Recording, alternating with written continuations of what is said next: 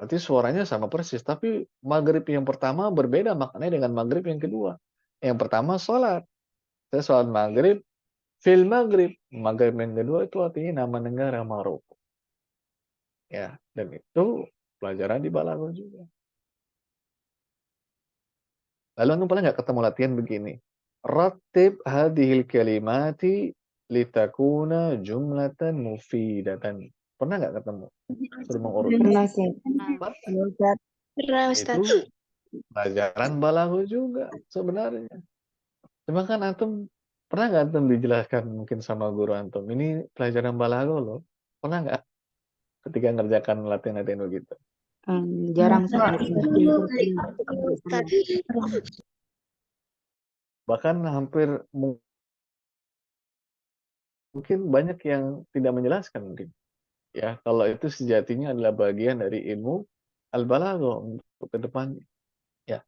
Jadi itu beberapa contoh ya teman-teman dalam kehidupan sehari-hari yang sebenarnya antum sudah pernah temui. Ada nggak yang mau ngasih contoh lain kira-kira? Yang mirip-mirip seperti yang tadi kita sampaikan. Udah beberapa contoh ya, kita kasih contoh ke antum. Siapa mau coba ngasih contoh? Nanti kita lihat. Ya kan? Contoh Balaghah, Ustaz. Bebas. Eh, asal asal aja nggak apa-apa, Ustaz. Boleh. Tadi malam Ana menghiasi rambut adik Ana dan Ana menyadari bahwa tadi malam adalah malam terindah Ana karena Ana melihat 3 malam dalam satu hari. Bisa. Contoh. Itu contoh bagus. Oke. Siapa lagi? Pakai bahasa Indonesia aja dulu. Antum nggak usah khawatir. Kita nikmatin aja belajar. Belajar tuh kalau dinikmatin enak kok. Siapa? Ada Ustaz. Silakan. Contohnya misalkan minta tolong teman untuk tolong matikan air. Padahal yang dimatikan kan kerannya, tapi biasanya kita bongkarkan dan Mumtaz. Sahih. Ya, tolong matikan air. Maksudnya tolong tutup kerannya ya. Sahih. Sahih. Betul.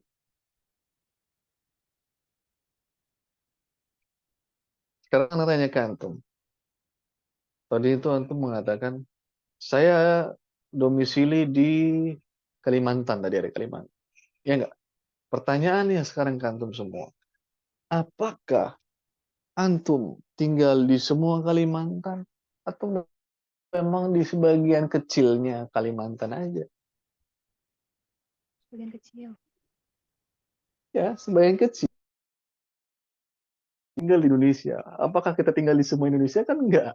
Ya, tapi di wilayah kecil dari negara Indonesia. Itu contoh balaghah teman-teman sekalian. Ya. Lalu mana katakan ke antum, insya Allah nanti malam saya mau safar ke kota Serambi Mekah. Kota apa tuh? Aceh, Ustaz. Kota apa itu Serambi Mekah? Aceh. Itu balaghah. Besok saya mau safar ke kota Kembang, kota bunga. Apa itu? Ada yang tahu nggak? Bandung. Bandung. Nah, Bandung. Lusa saya mau safar ke kota pelajar. Apa itu? Jogja. Jogja. Akhir pekan saya mau safar insya Allah ke kota Pahlawan.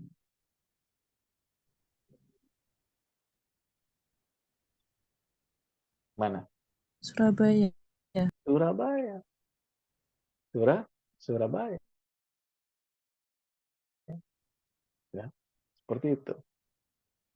Besok saya mau ini safar ke tempat saya biasa makan sop konro misalkan. Antum pernah tahu nggak sop konro di mana? Mungkin nggak tahu ya. Daerah-daerah Makassar. Itu ini misalkan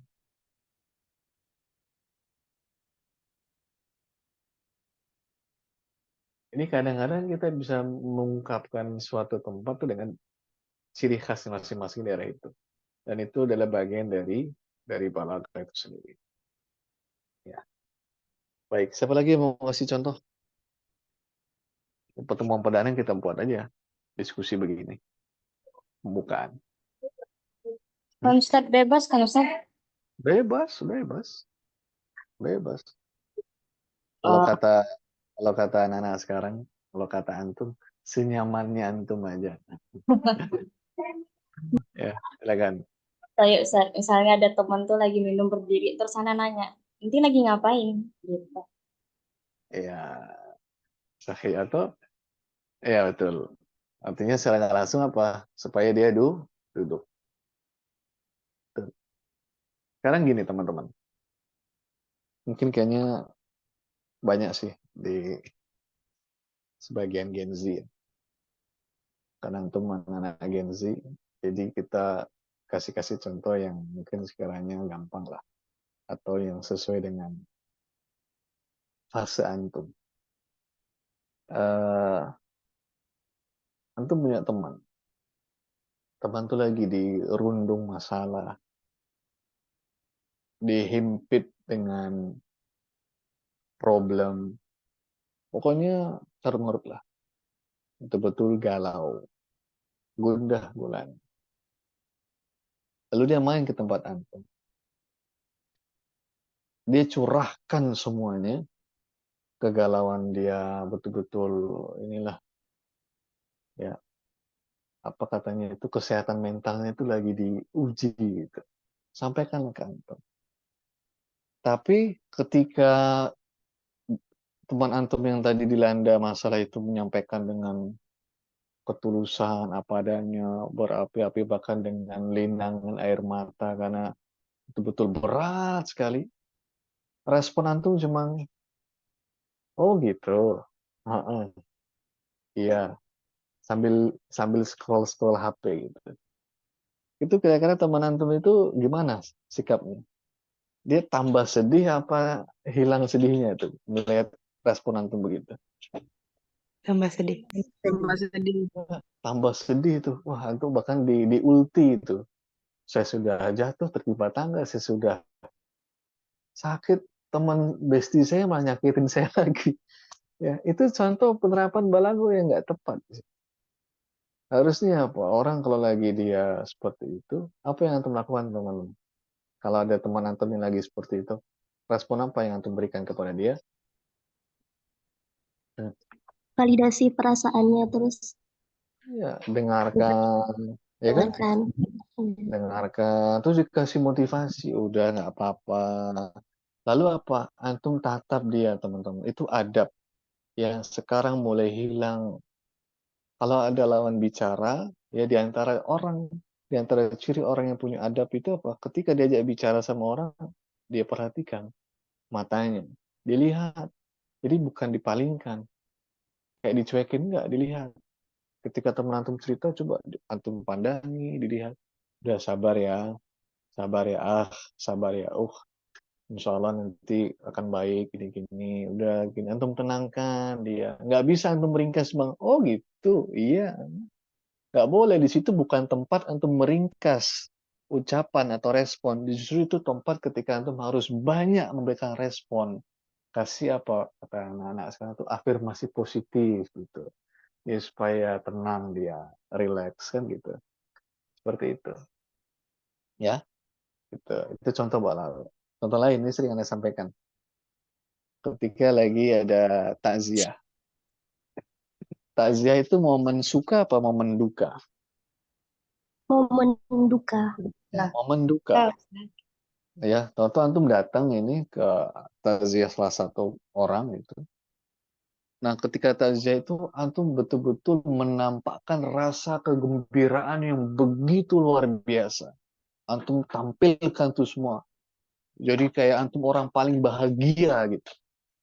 Itu kira-kira pas tidak perlakuan antum ketika itu, saat itu? Tidak, Ustaz. Tidak.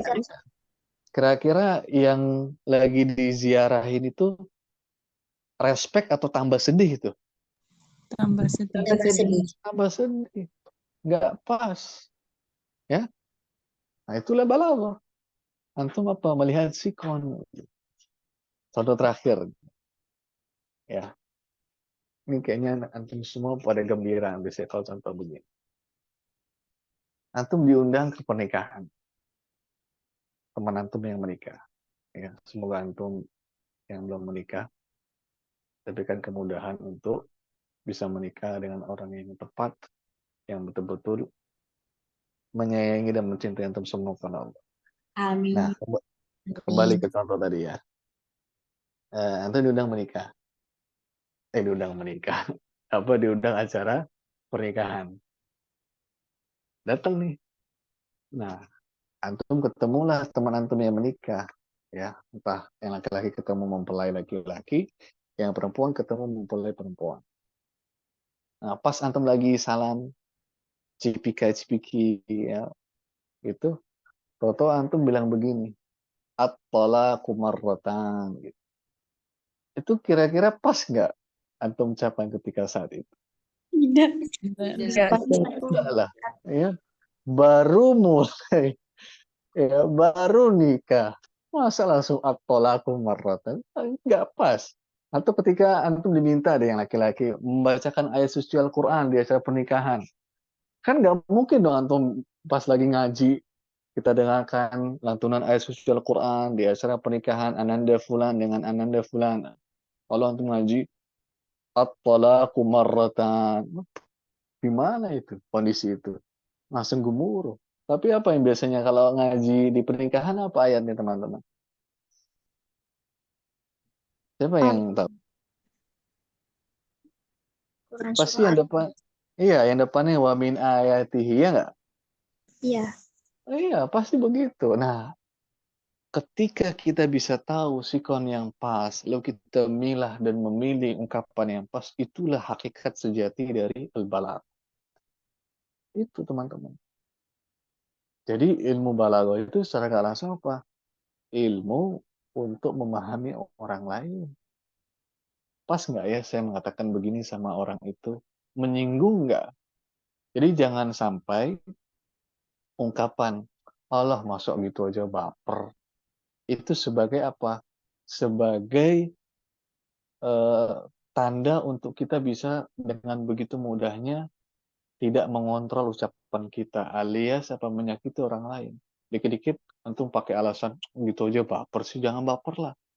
Bukan masalah baper jangan baper, tapi kita juga harus mengontrol ucapan kita, ungkapan kita supaya apa? Tidak menyakiti atau menyinggung orang orang lain.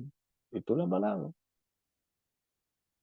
Nah, terus sini ada yang sudah menikah belum teman-teman di antara antum? Ada nggak? Kasih contoh lain kalau ada. Berarti belum ada. Ini misal ya, misal nanti yang putra sudah menikah. Kadang-kadang istri itu suka cerita dan kadang-kadang ceritanya itu adalah hal-hal yang mungkin sudah pernah diceritakan sebelumnya itu, ya. Nah, kalau antum respon, apa sih ini cerita lagi? Ini udah cerita udah diulang. Ini kayak kaset kaset rusak diputar ulang itu. Kira-kira gimana perasaan seorang istri kalau digitukan sama suami? Hmm? Sedih. Sedih. Sedih. Sedih pasti. Tapi kalau suaminya bilang respon, oh begitu ya. Jadi seakan-akan suaminya itu baru pertama kali dengar cerita itu dari istrinya. Padahal udah sering didengarin. Apa yang akan dirasakan sama istrinya kira-kira? Senang. Tenang itu. Tambah disayang sama istri. Itu kan dalam aspek kehidupan sehari-hari. Makanya selalu anak katakan, jangan pandang balaghah itu sebagai mata pelajaran, tapi lihatlah balaghah sebagai bagian dari kehidupan. Ya, gitu. Udah sampai situ aja pendahuluan kita teman-teman. Ada nggak yang mau tanyakan atau mau diskusikan atau mau ngasih contoh boleh?